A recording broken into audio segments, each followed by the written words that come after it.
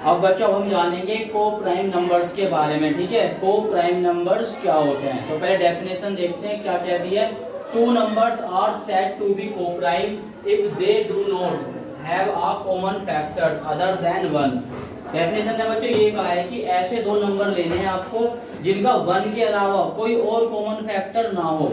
Only क्या हो common factor, one. One के अलावा कोई दूसरा नहीं होना चाहिए नंबर, उन्हीं को हम क्या बोलते हैं, को प्राइम।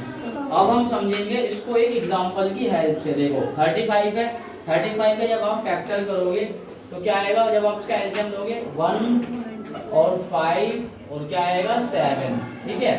अब 39 को जब हम फैक्टर करेंगे 1 3 और क्या आएगा 13। अब यहाँ देखो ध्यान से, इन दोनों के फैक्टर हमने करे, दोनों में हमने क्या देखा कि यहाँ पर 1 दोनों में आ रहा है, दोनों में आ रहा है ना, तो 1 क्या हो गया यहाँ पे कॉमन हो गया, क्या हो गया 1 यहाँ पर कॉमन।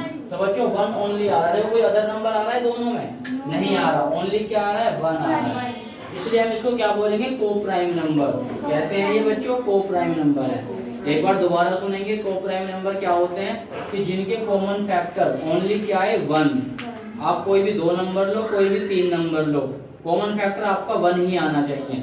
अगर 1 आ रहा है तो समझ लो वो को प्राइम है, और 1 के अलावा कुछ और आया तो को प्राइम नहीं है। नोट कीजिए।